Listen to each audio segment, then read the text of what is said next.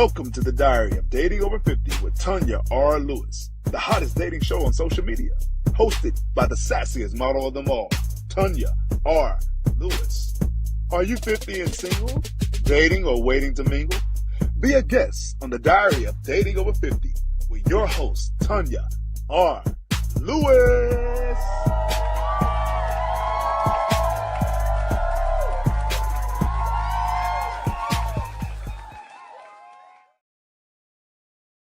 Over 50 with Tanya R. Lewis, your host. Tonight I am here with an amazing woman that is getting ready to take us on a roller coaster ride. Okay, life, it went so many changes, so many turns, but y'all know how I do it. I allow my guest to introduce himself. Catrice! Hi. Introduce yourself. Yes, I am Catrice Fields Austin, aka Boss Cat Queen Diamond. I love that Boss Cat. That's my favorite part of it. My clients actually named me that. Boss Cat. Boss Cat. I like that. Yeah, so I'm a public speaker.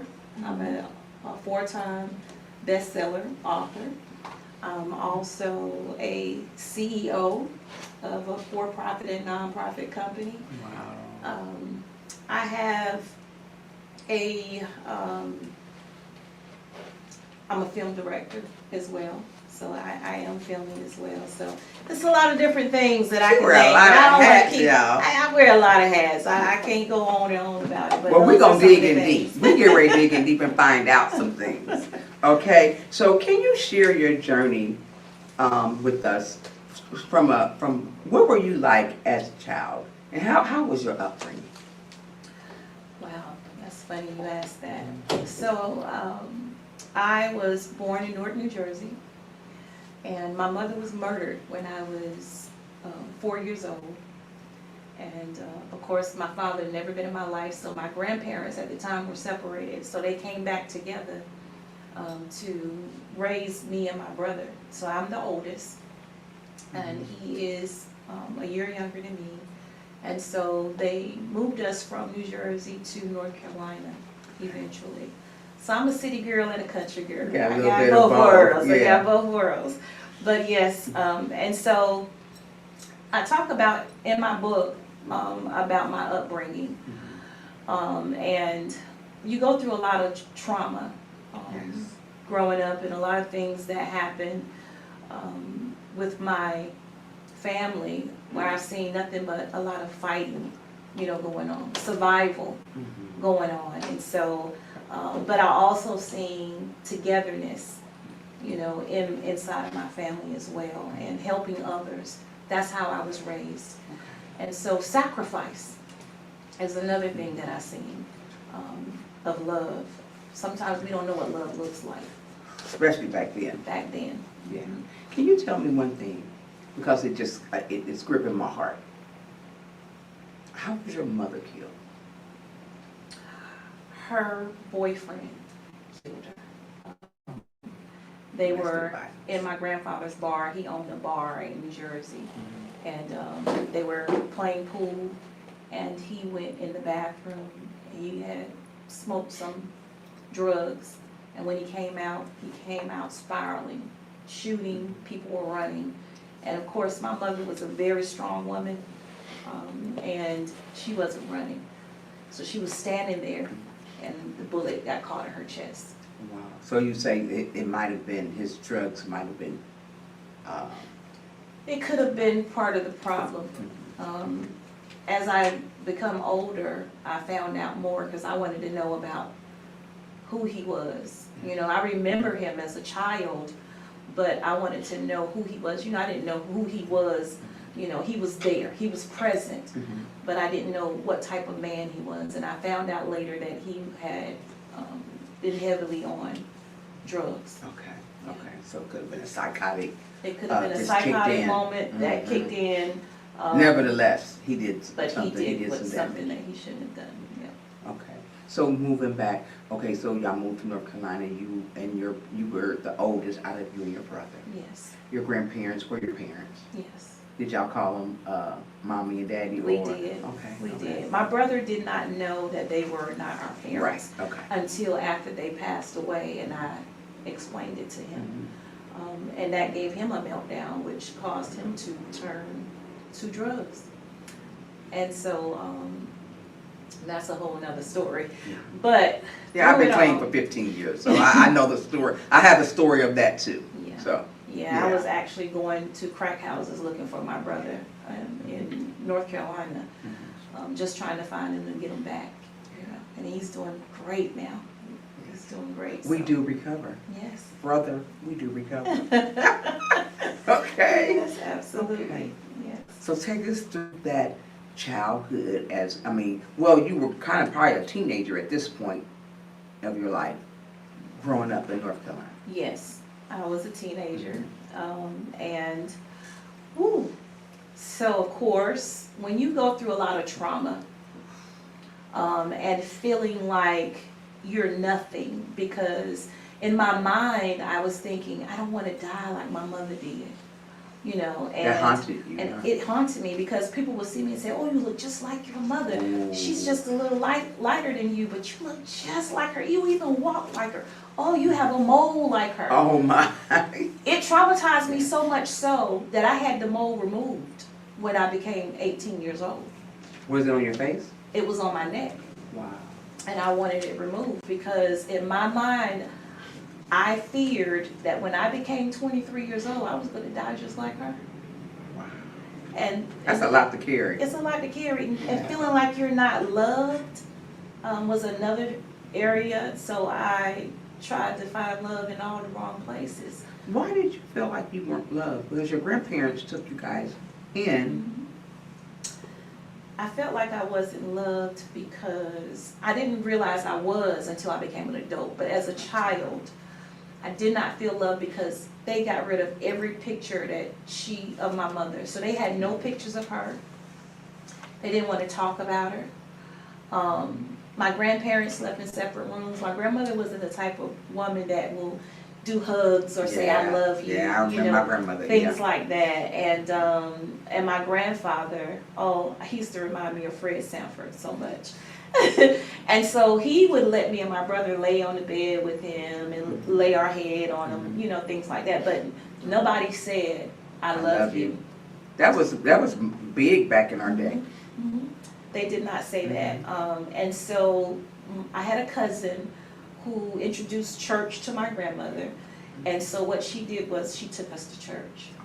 Even though she stopped going, she made sure. She made y'all win. She made sure She y'all made sure win. we went. Greased up and all. Oh, remember the day. Forehead, everything Yes, shining. everything shining. She sent us, and then I was introduced to what family really looks like. My pastor at the time, you know, it was him and his wife and his children, and because they knew that I didn't have that, they would invite me over. So I was able to see them sit at the table together and have family meals and laugh and talk and cut up and do things like that. And then I began to learn the Word of God and began singing. So I started singing in the ensemble is what You we can started sing? out. I can sing. I actually Y'all know how I do it. You on my show, you gotta sing a tune or something.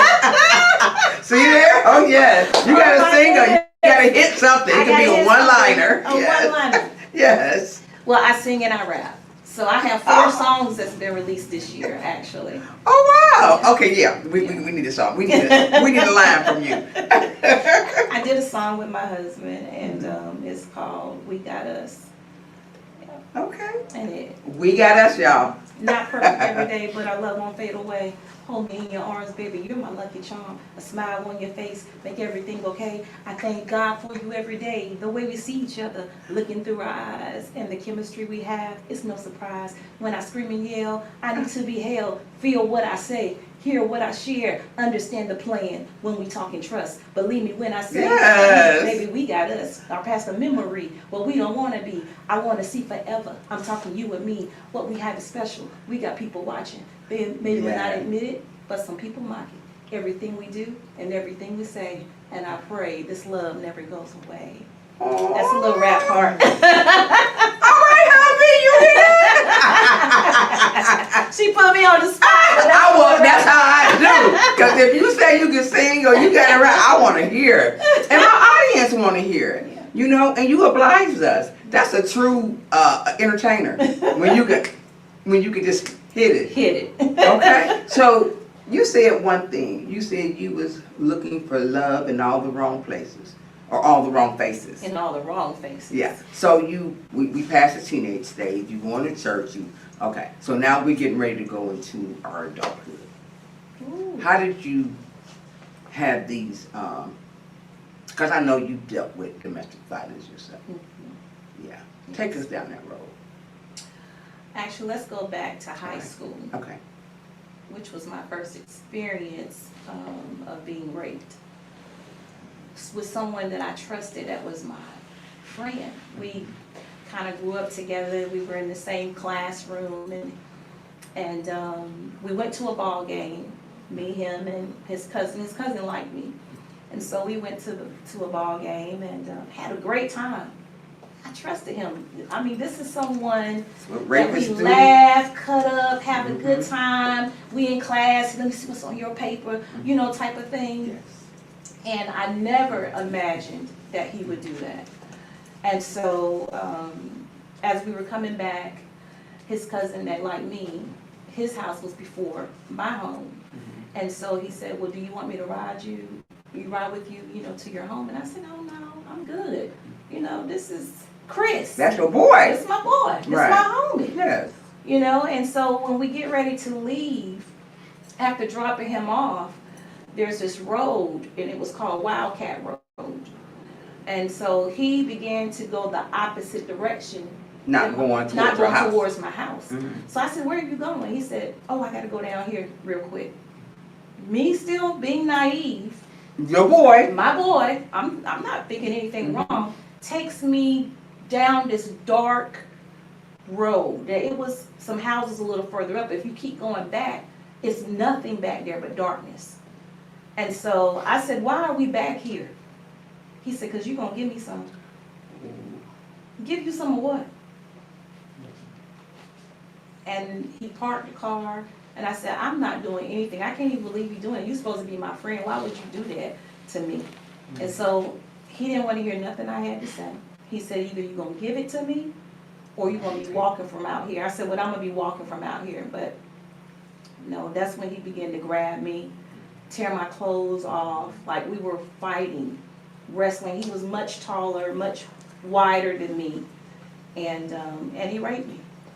He raped me, and after he did it, he acted just like nothing was wrong. I cried all the way home, but I was scared to tell my grandmother when I went in, because my grandmother was nobody to play with. She would have killed him. I didn't know what to do.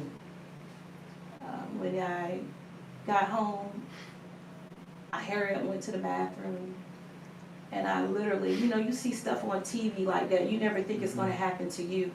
I got in my bathtub, and I just began to scrub myself and cry. My grandmother wasn't the type of person that was always looking over my shoulder type of thing, so she didn't come in there to see what was going on. And I had to go to school the next day. So I had to sit. You had to see him. I had to see him. I had to sit in that classroom and sit beside him. Probably one of the most miserable points in your life. It was so bad that I literally, tears was rolling down my face. Teacher didn't even ask me what was wrong. He said to me, what you crying for?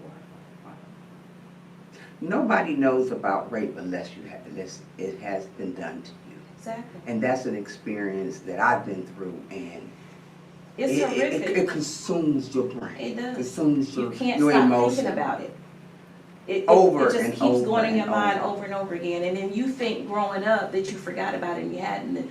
This particular situation, I had a friend, another guy friend that was in the classroom with me, who was my homie too, who came to me and said, what is wrong? He said, you can tell me anything, just tell me. So I told him. He said, we're going to go to the office right now. Wow. So he took me to the office, and I'll never forget, the principal and the assistant principal was in there, and he told them what happened. they told him, you can go ahead and leave, we got it from here. Well, after he left out, the principal was Chris's uncle. Yeah, it was his uncle. And because it was his uncle, he told me, do not share this with anybody else. I'm going to remove him from all of your classes. The assistant principal said, I don't know if we should do that. He said, no, you be quiet. This is how we're going to handle it.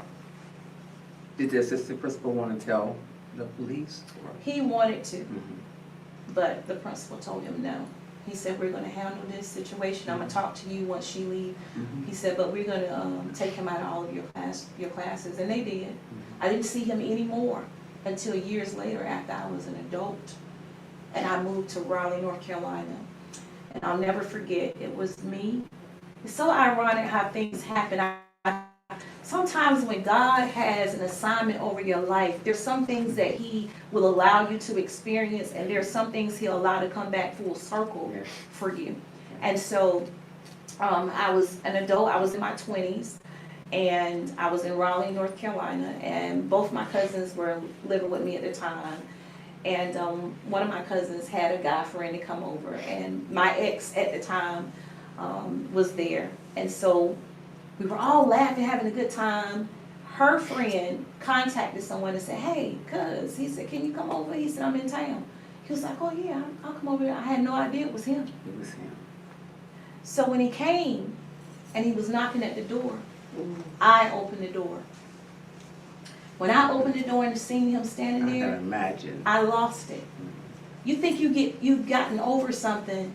A lot of us are carrying a lot of stuff until you actually are faced with it again. Yes. And so here he is in my face. I'm screaming, crying, I'm hitting him. And you know, he was like, what's wrong with you? I said, you know what you did to me. You raped me, because everybody was wondering, what is going on? And then he was like, that was a long time ago.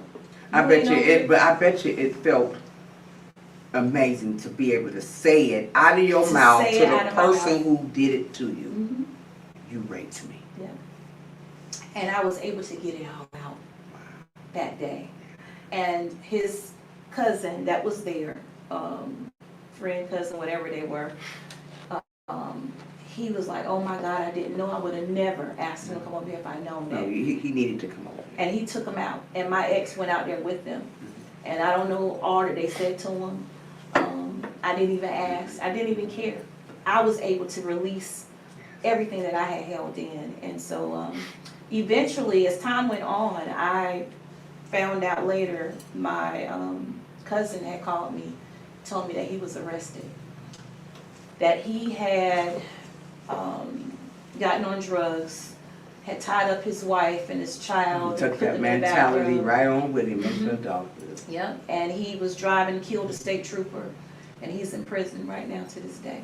Wow. Yeah. So you had to face that. And who wants anybody to be in jail? But that was his. That was the cost he had to pay. That was the cost he had to pay. So now you're moving on. You are an adult, and you're sassy, you're feisty, you're doing your thing, and you meet this person that commits domestic violence against you. Yes. I talked about it in the book, in one of my chapters in Life, Love, First of all, tell us your book. Okay. So Your book is. I actually I have 4 books. Okay.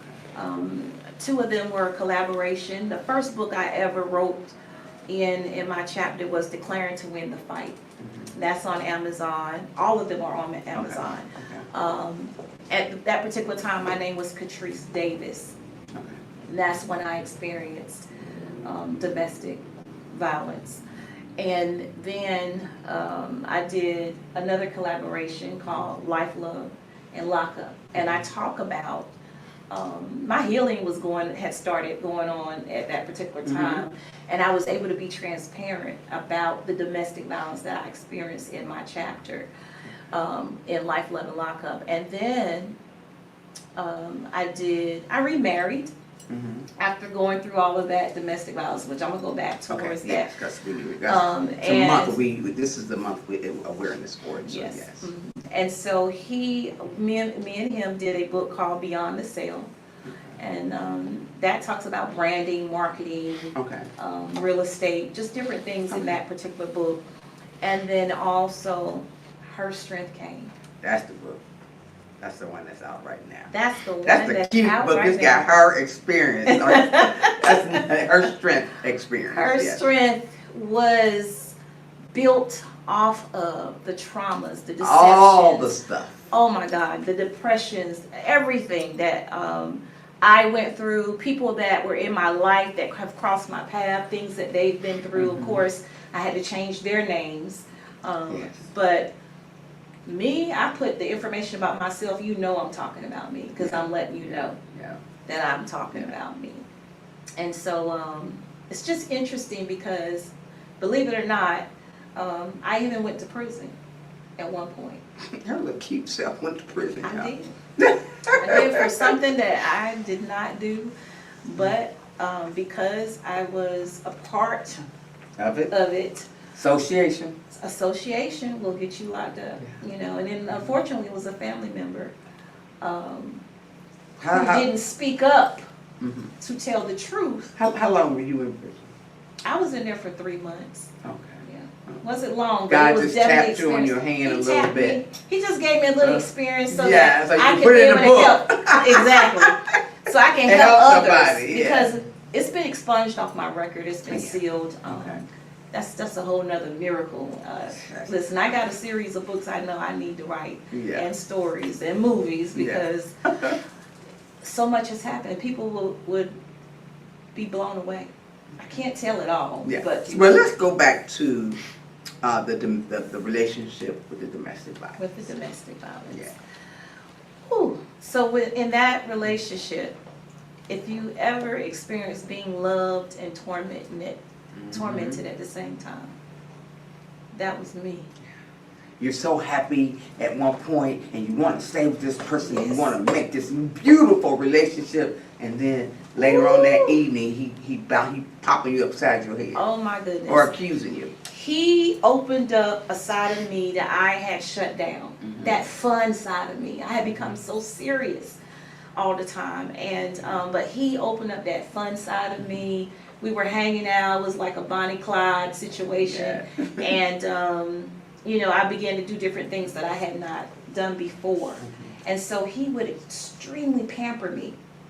Like, I'm talking about the massages. I'm talking about rubbing you from your head to your toe, telling you you're beautiful all the time. Making you feel beautiful. Making you feel beautiful, you know, bringing you breakfast in bed and, you know, things like that he would do. We ride out on the town, put the top back, you know, just having a good time. And then that other side that could not help himself but cheat, like a serial cheater. Just cheating, just got it in there any type of way, however he could get it in there. He was doing it. But the thing about it was, he would use women to get money. I don't care what type of woman it was, use them to get the money and then bring it And home. then bring it home. But I didn't know he was doing that. And at take first. care of you with it. And take care of me with it. That's what he did. But if I found out anything, I'm the one that got the whooping for it. So if you found out anything that he was the cheating, he'd do for it. Yeah, he would. He would go get drunk, come back, start up an argument out of nowhere, or fight wrestling me, or if I tried to go somewhere, if he didn't want me to go or he didn't like what I had on, he would get a belt. I'll never forget the first time. Spank you with a belt. Spanked me with a belt like I was a child. Wow. And I literally had to scream out the name of Jesus in order for him to stop. I had to say it over and over again, and he finally just stopped. Hit me with the belt. Or putting his hand over my mouth and I couldn't breathe. In the shower, because I stood up to him and said, I ain't scared of you. I had to do one of them moves. I ain't scared of you. Now I'm thinking it's over with. I done got in the shower. I'm taking a shower. Ooh, he what they call that, premeditated. Premeditated. He waited till I got nice and lathered up. He came in there, punched me right in the stomach. Took my breath away. You know, so it's things like that. And then because at the time I was heavy in church, and I was one of the leaders in the church, too embarrassed to tell anybody. You know, because you have this image that everybody look at you Yeah. to be a strong because woman. outside of the house you wanted to look a certain way. That's right. And the terror you was going on. And the terror that was going on at home. And I dealt with it for probably 5 years. How did you break away? How did you finally make it up in your mind? I gotta go. I had started a business, and it was going great. This was in 2019 when I decided I gotta break free from this. It's too much. It had got me to a point where I was putting devices on his phone, getting recordings of him having conversations. So why was you doing that? Because you knew when you find out like, he was gonna beat you. But I wanted to know. I have no You had to idea know. why I wanted to know, but I needed to know. Needed to know. And I would find his location. I would show up. He's there at the woman's house. I'm talking about I'm in the rain, because you have to remember, he gave me some love that I had never experienced before. Good love. That good love. And then You know, you be with other men and they show you attention, but this was a different type of love that he showed me. that was a mind thing. He was Oh, captivating. he had Yeah. manipulated me. Yeah. And I didn't think I was so easily manipulated, because I was one of the women that said, I ain't putting up with this mess. You know, I don't know how they deal with that, because I'm not going to deal with that He until had you a actually formula. get in it. He had a He formula. did. He was good at what he did. He was So good. you got out of this, and you said that was in 2019. That was in 2019, Mhm. and I woke up and I said, I can't do this no more. I'm better than this. I have to learn how to love me. I'm more valuable than how he's treating me. Yes. That's not love, that's manipulation. And so, but to me, it felt like love. You gotta remember, I He grew loved up. me so much. I thought he did, because he was my biggest cheerleader. He would serve me, carry my Bible and stuff around. Oh, he did it all. And did it in public. And did it in public. So he can look like the man of the year. Made everybody think, oh, you got you a good man. But he at home They had tearing no your idea butt what up. I was going through at home. So what I did was I waited. I waited till he left to go to work. I went and got me a truck from Home Depot. No, you didn't slide away while he was gone. I slid away. He while came was home gone. and everything was gone. Everything was gone. I hope you didn't leave nothing. Everything was gone. I was gone. Wow. I was gone. So after you left him, okay, now I got my strength, my peace. We going into 2020, and now you find out you got cancer of the stomach. All in the same year. So in 2019, I left him. I filed for divorce. I did the divorce myself, and it was done within 31 days, Mhm. because that was the Mm-hmm. statute in here in the state of Georgia. And then I was on Talk Show Divas at the time, and that's when I did the book Life, Love, and Lockup. That's when I met Michelle Lovett, and she. Hi, Michelle. I love her aura. And she told me, she was like, you know what, I'm doing a collaboration. I would love to have you to be part of that. At first I was like, I don't know. She's like, come on, you can do it. And so I went ahead and I did it. I'm glad I did. And I met some wonderful women, and it was awesome. And it also helped. That was part of my healing journey as well. And so I went through that. And what happened, which is crazy, this is crazy. As we were going to have the book launch, we did a filming. So Michelle was like, she called me, she was like, listen, I want to do a filming at the Hilton Hotel. She said, it's gonna be like we're delivering a baby, but it's the book that we're delivering. She said, and I want you to be the one to deliver it. And so she chose another person to be the one that's carrying the baby. And then we had a couple other people around that act like they were, you know, like nurse assistants and all of that. And so here we were filming. I got the cover over her legs and I'm at the bottom and I'm coaching her. They telling her to push, push, push. You know, I mean, we are doing it just like we in the hospital. And then when I delivered the baby, I have it covered. So then when I have it covered and I pull it out and I pull the cover back, that's when they see life, love, and lock up. And so after we finished, I sat on the edge of the bed, on the right side of the bed. And Michelle said, I'm gonna record you. You tell everybody where they can find you at on social media. So, and I can't make this up now. Social media, she was literally recording this. This happened on live, Facebook. She's recording me. I'm saying to them how they can reach me on social media, and all of a sudden, bang! My side of the bed hits the floor for no reason. I fall on the floor. My ankle hits the bottom of the bed. Immediately it starts swelling. They called the people downstairs. They came, wrote up an incident report, and they was like, you need to go to the doctor. I was like, no, the launch is tomorrow. I'll go and get a ACE bandage put around my ankle. I'm gonna be good. And actually, you could, when they filmed it, the launch, you can see me walking with the bandage on my ankle. And so a week went by and the swelling still hadn't went down. And she was like, you gotta go to the doctor. You can't keep walking around like that.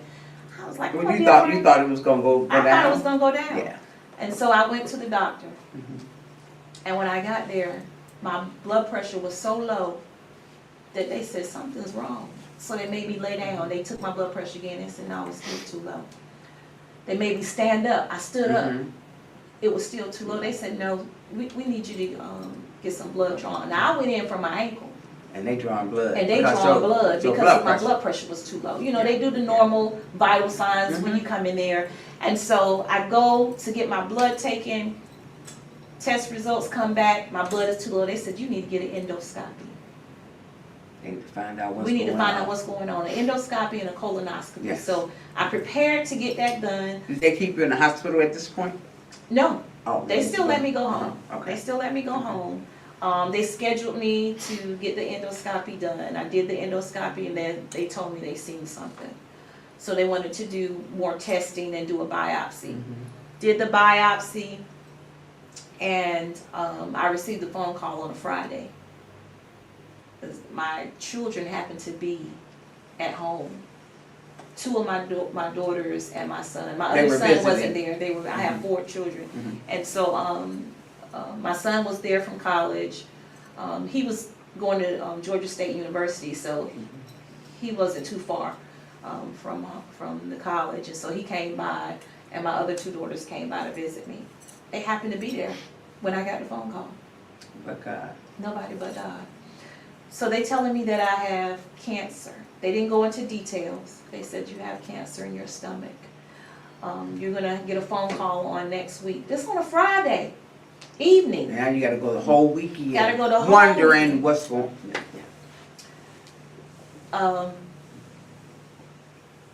It was a very hard call to take because I had lost a friend that I met through my cousin to breast cancer earlier part of that year.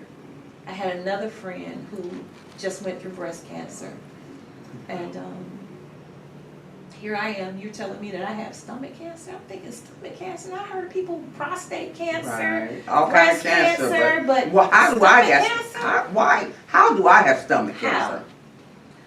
He said, well, we'll talk about it on next week. You're going to go to the Cancer Winship Institute. They're going to give you a call and tell you when to come. Now, I had to get off that phone. I waited 10 minutes to think about what I was just told. So I started thinking, oh my God, what are my children going to do if something happened to me? Are they prepared? You think the absolute worst. The absolute worst. And then I said, am I prepared? I had all kinds of emotions going on, but I knew that I had to be strong for them. I could not let them see me break down. So I pulled myself together.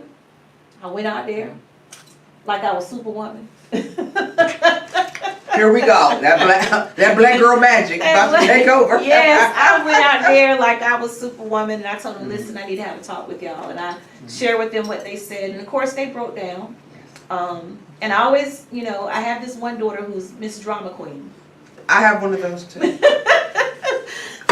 So I knew I definitely couldn't break down in front of her, but, you know, I didn't make light of her situation, you know, with her crying and upset. Mommy, I can't lose you. What am I going to do without you, Mama? You know, but I calmed her down. I comforted her, and I told her everything's going to be all right. I'm good. Because I serve a God that's bigger than this. Yes. You know, and so I told them, I said, I need my time to myself. I need y'all to go home. Everything going to be good. So my oldest daughter, she said, well, Mama, can I go with you? I said, sure, you can go with me when I go. I'll let you know what they say. And I told my son, I don't want you worried about me. I need you to go on back to college and focus on that. I'm going to be good. But when they left out that door, it was me and Okay, God. God, what's going on? Okay, why? Why? Why me? Why I got to And go God through this? said, why not you? Why Because not? I prepared you already. Hello? Okay. So it's so much more I want to talk to you about. So you went through that process. You ended up having to have surgery, I take it. I did. I had to have surgery. It was a success. The first 4 months, I could not eat any food because they had to remove part of my intestines, part of my stomach. Did you have radiation treatment and all that? I had a little bit of radiation, a little bit of chemo. I took the chemo pill for a year. Okay. After the surgery, I had to Okay. take the chemo pill for a year. Actually, I had 14 medications that I had to take. I went from a size 12 to a size 2 Ooh. because I had to do They juicing. thought you was gonna crack They when did, yeah. they You seen them pictures, you'd have been like, oh my God, Oh, look totally different. wow. I was skin and bones. I was smaller than my youngest daughter, and didn't look like myself at all. So you know, I had to deal with that, looking at me looking totally different. But I juiced at first, then I went to puree, and then I was able to eat soft foods until I was able to get back to solid food. And this all took maybe a year, a Yeah. year's time. Okay. So, of course, you got through it. I got through it. I'm here. So you was a size 2 with big boobies, huh? Yes. You were cute as a button, though. You know I had to say that. So, okay. So now we done got through that. And this you're because everybody think the diary of dating is just about being single. But as a married, you have to continue to date. Yes. Okay. You do. So now you married to this wonderful guy that's in the studio. Look at him, he looking around, y'all. Okay. So you met this gentleman and you got married. Mhm. Take us through that. And then we also going to talk about how y'all reached a point where you needed to separate and then you had to date and get that back. Yes. Take us through that. When we first met, actually we hadn't seen each other in the industry, but didn't really know each other. And we never had a conversation.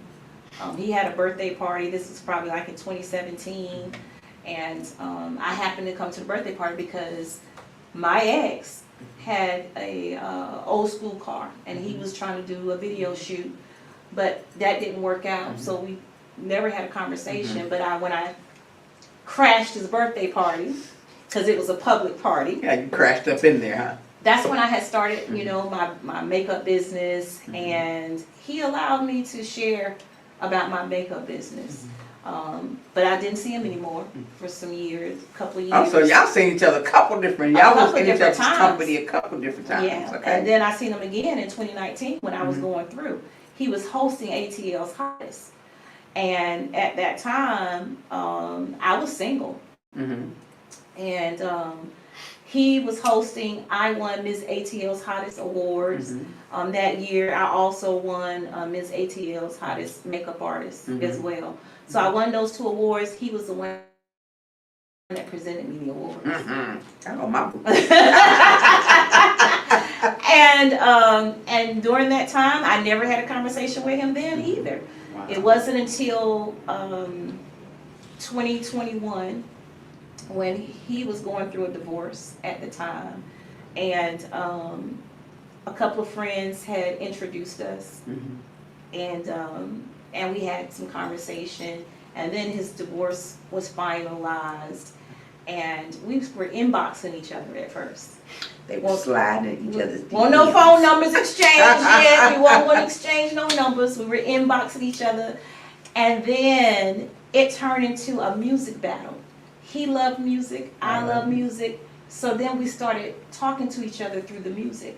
We would send songs to each other, and it would be a conversation of songs. 2 entertainers. That's how y'all That's how hearts we- met. That's how our hearts met. That's through music.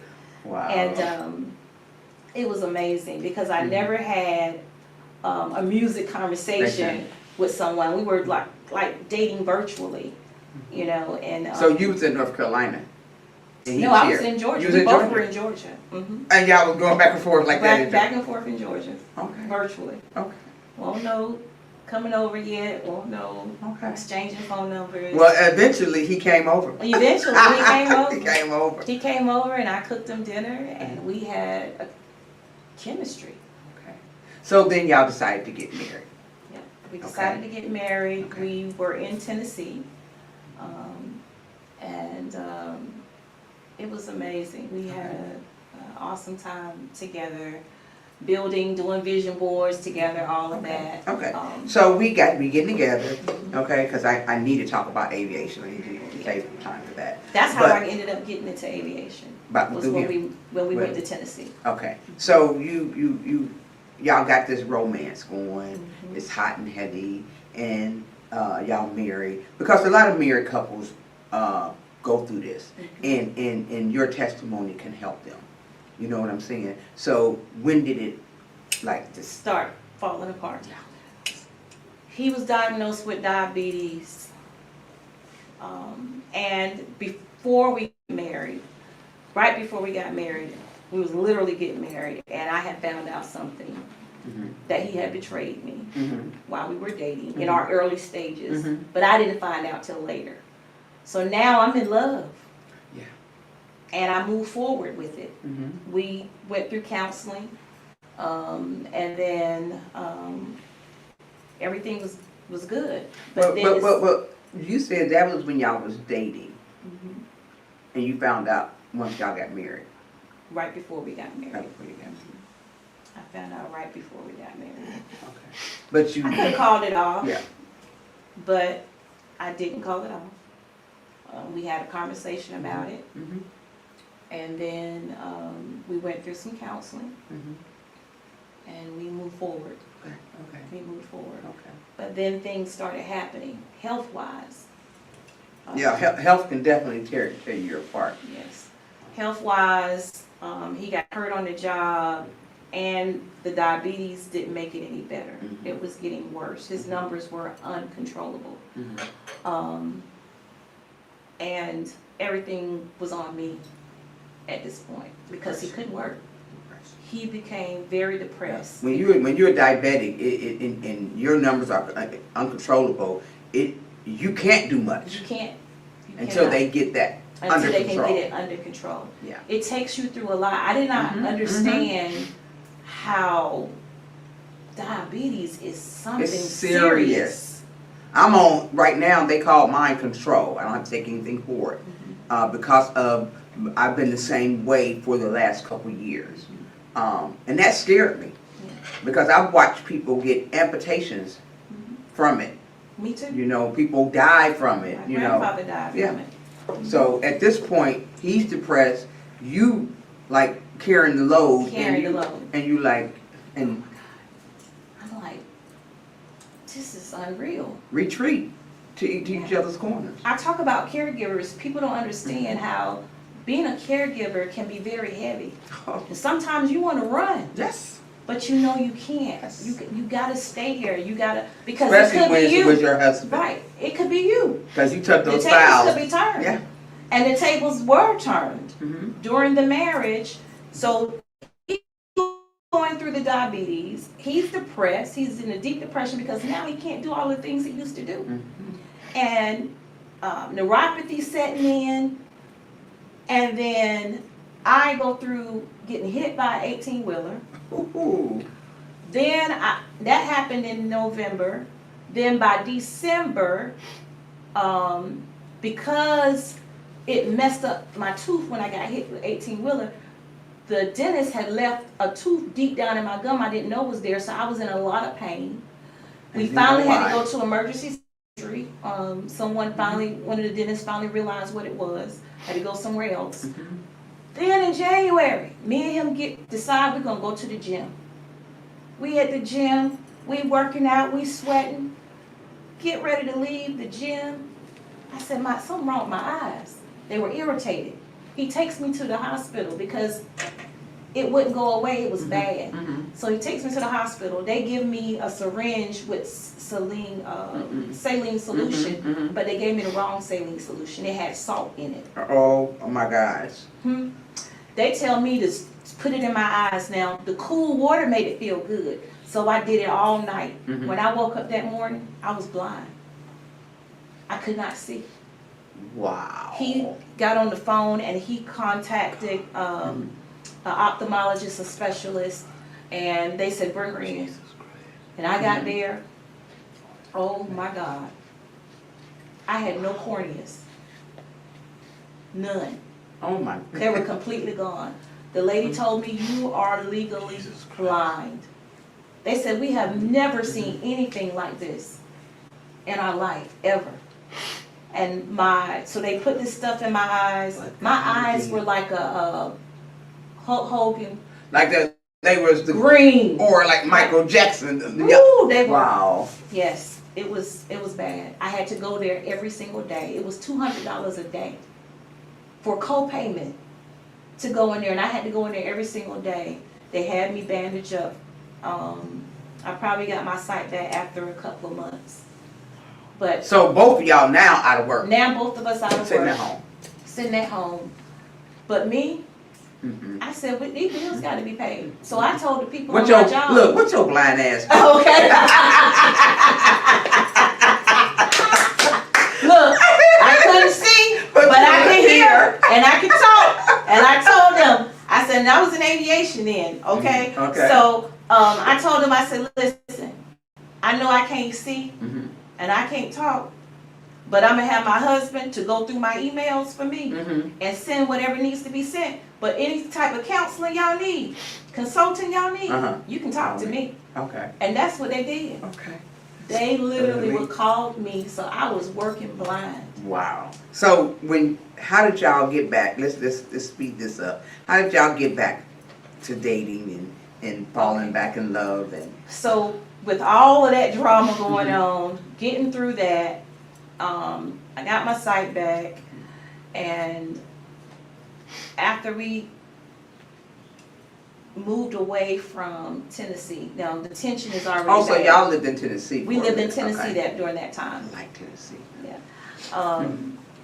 And then when we left Tennessee, because I ended up opening the office in Brickell in Miami, when we moved to Miami, we thought we're going to start over from scratch. Fresh start. Fresh start.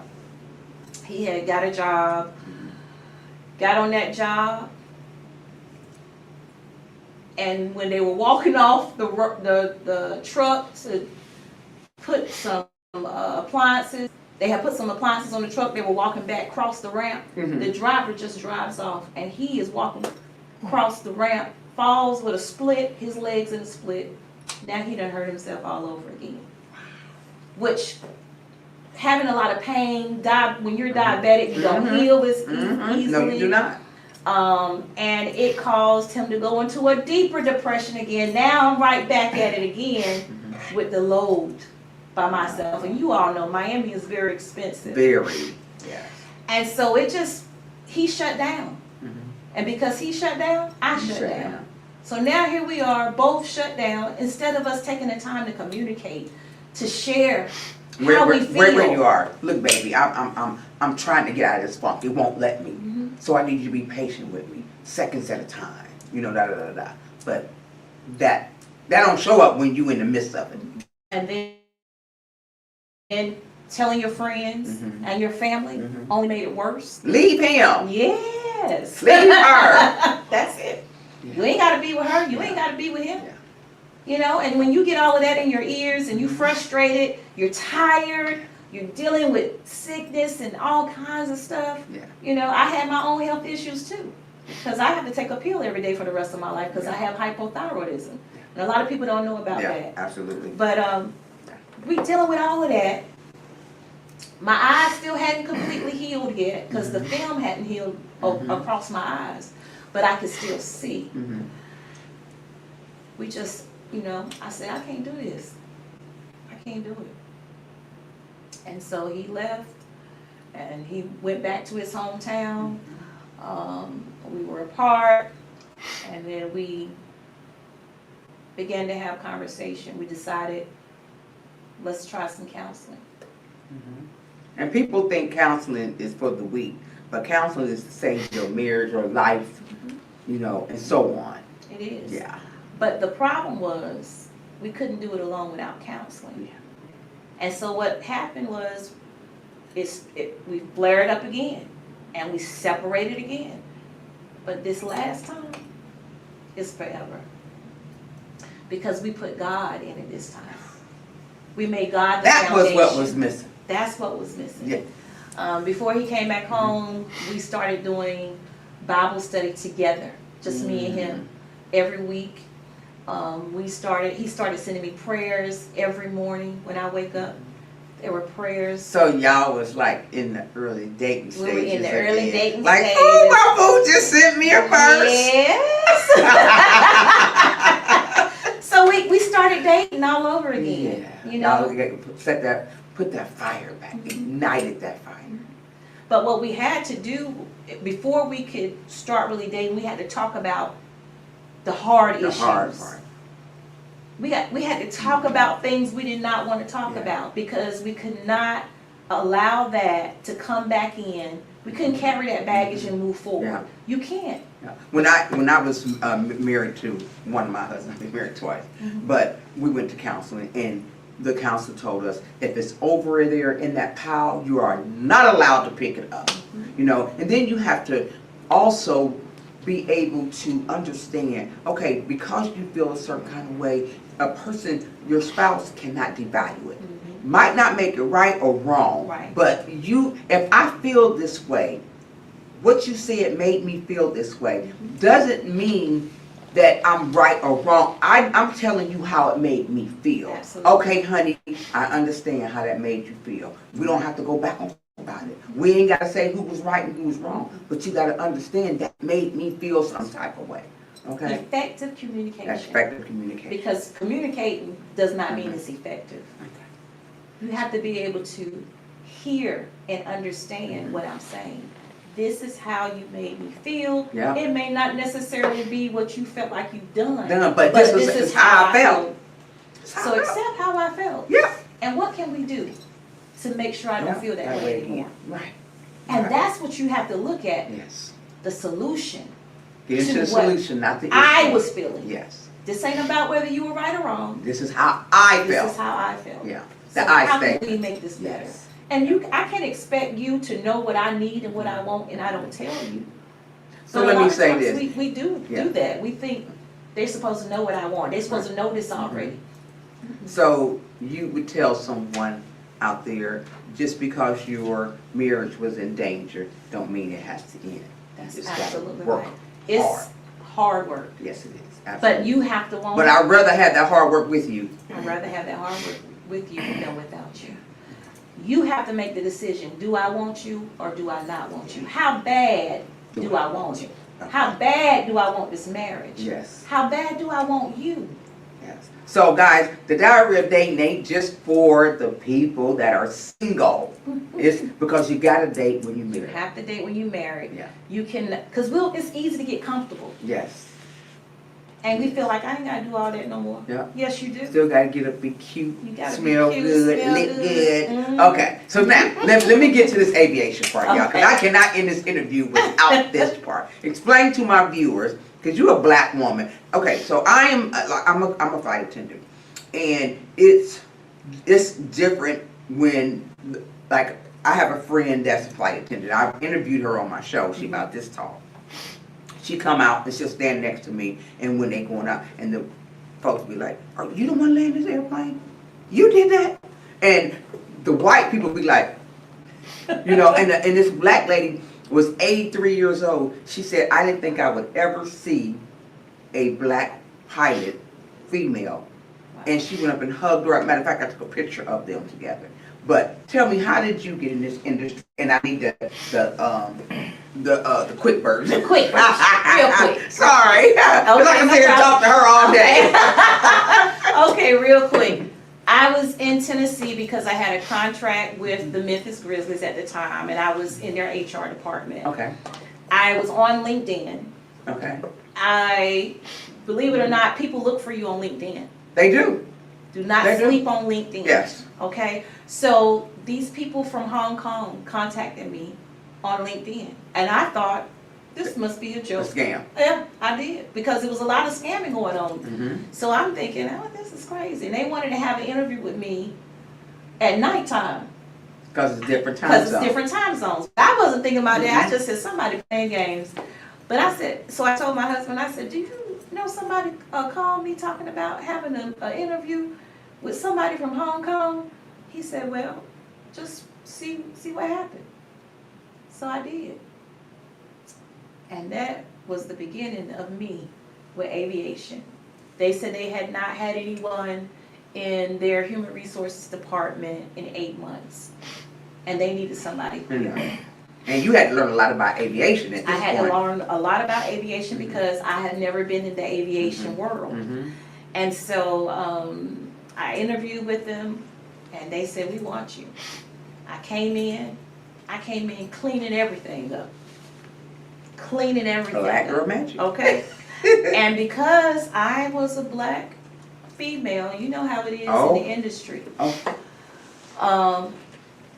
The president at the time was a white male. Mm.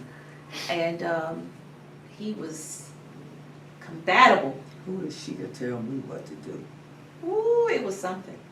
Coming in here changing things, but I was cleaning stuff up.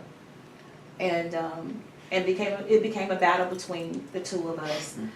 And in the meantime, I'm learning aviation too. Mm-hmm. I'm learning about the A320s and the Boeings, you know, and all of that. I'm like, it was exciting getting in the aviation industry, but I realized it was male dominant. Yeah, absolutely. And not only male dominant, but White male it was dominant. white male dominant. Absolutely. And so as time went on and they started seeing the changes that was happening and the morale going up, they promoted me. I started off as a HR generalist, went to a senior HR generalist. Within that following year, I had become the HR manager. Then they came back and they said, we want to make you an executive. That president that tried to get rid of me, Oh, I'm sure he was gone. behind my back, Yeah. was contacting them in Hong Kong, saying all of these things about me. They were doing an investigation on me, and I didn't even know it. And when they finished the investigation, they had me to let them go. Good job. I'm sorry, but we're gonna have to let you Yeah, go. they sent in one of their officers. I'm sure they had to have a security there. Yeah, I had security there. mhm. I'll never forget the meeting. We were in the meeting. They sent one of their officers from Hong Kong. He was he lived in Miami, but he was one of the officers with that particular company. And he came in and he sat in the room with me, and that's what we did. We let him go. And he was so angry. It's always hard, because I was a manager of Marriott, and I had to always let people go. And it's hard letting people go. Especially when you were making that kind of money. Yeah. Because I'm he was sure making, he was 6. Easily. yeah, almost $500,000 almost. And so as we're doing this, he was a little cocky. He was like, oh, basically I ain't going nowhere. Today is your last day. So I contacted IT, had everything shut down. But he didn't want to talk to the other officer of the company. He didn't want to talk to nobody but me in private. And this is the same one that tried to get rid of me, to talk to me in private. I was a little skeptical, but I did it. I went in there and I talked to him, and he broke down crying. Wow. And he told me, he said, I need your help. He said, one thing I can say about you since you've been in this company is you have been fair across the board. Wow. I've watched you. And I know we had shaky ground in the beginning. He said, but I need your help. He said, I need your help in getting me some severance pay. And I did. I did. I helped him get the severance pay. I did the negotiations. He didn't want to talk to nobody else but me. So I was the middle person. And it's been an experience. It's been an amazing experience working with them on a global level and having meetings and them entrusting me to run the company like that. Like they're different locations and contacting me for consulting. It's amazing to be able to do that. I never in a million years thought that I would have been sitting in a chair of that man. In that magnitude. Yeah. So, if you had to tell my viewers, even though, because I'm where you were before, you've been raped, not loved, loving all the wrong faces, accidents, health, experiences back and forth with your husband, pulling through that. What would you tell my viewers? I know 2 words, give up, don't give up, 3 words. Never. But never. Okay, but what would you sum all that up for me? And never giving up. Never give up, because you will never understand what your true assignment and purpose is. You have to turn your pain into purpose. Yes. There is always something out there for you to do. I don't care how old you are. I don't care how young you are. I don't care how many times you failed. You can always get back up. Every scar that you have is not a symbol of shame. Your scars are a symbol of survival. Understand that whatever you want to do, live in freedom every day. Don't stop. Keep moving. I'm telling you that if you keep going, you will reach greater results than if you turn back around.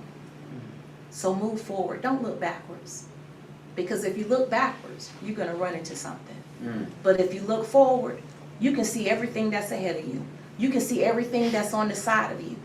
And let me tell you something. Even though things may come in your way, you can jump over it. You can walk over it. You can skip over it. You can fly over it. Listen, Yes. I'm telling you that if you stay focused, sometimes it may be times you may have to cry. It may be times that you may want to give up. That's a thought, but it don't have to be an action. You can think it, but you don't have to allow it to come into manifestation. Your manifestation comes when you start speaking over your life. When you tell yourself, oh, I'm not giving up. I might feel bad today, but I'm going to feel good in just a few minutes. I'm going to feel good. I'm going to keep moving. I'm going to keep walking. I'm not going to stop. I don't care what nobody say around me, because it ain't about you. It's about me now. It's about the strength that God has given me. And there is nothing that can stop me. That's how you got to think. And that's how you got to move. no matter what you do, remember, you have the strength to make it, because in your strength, it comes from God. Every pain you feel, every scar that you have is only a representation of your purpose, of where you're going. Don't give up on your assignment because you have one. Never give up. Never give up. As we wrap up this inspiring episode, I want to take a moment to reflect on the incredible journey we've heard from Patrice Bobcat. Bobcat. Can I say these 3 words real Yes. quick? I just want to say 2. Reclaim who you are. Ooh, go there. Redefine who you are. And then rise in who you are. And I'm going to add one. Reinvent. All right. Patrice, your resilience in the face of adversity, especially battling stomach cancer during a pandemic, is a testament of your strength and determination. You've shown us that even in our darkest moments, we can find a way to rise and thrive. Your pursuit of a doctorate, we didn't get to talk about that, but she is working on her doctorate. She got graduate December 6th. That's it. Thank you. To be completed December 6th is a remarkable achievement that speaks to your commitment to personal growth and lifelong learning. It is a reminder that it is never too late to chase our dreams, no matter the challenges we face. In addition to your academic pursuit, your work in aviation and entertainment coaching highlights the diverse path we can take in our careers. Your ability to blend these fields demonstrate the power of adaptability and passion, encouraging others to embrace their unique journeys. Thank you for sharing your insight on love, resilience, and dating over 50. Your story reminds us that you can love and be reignited. I'm sorry. Your story reminds us that love can be reignited and that it is possible to navigate a relationship with your amazing husband with newfound wisdom and strength. Well, I hope you found inspiration in Patrice's journey. Remember, it is never too late to pursue your dreams, reconnect with love, and embrace life adventures. Join us the next time on the Diary of Dating Over 50, where we continue to explore the stories that shape our lives. Thank you for listening, and we love you. This is Tanya R. Lewis with the Diary of Dating Over 50. Until the next episode. Thank you. The hottest dating show on social media, hosted by the sassiest model of them all, Tanya R. Lewis. Are you 50 and single, dating, or waiting to mingle? Be a guest on the Diary of Dating Over 50 with your host, Tanya R. Lewis.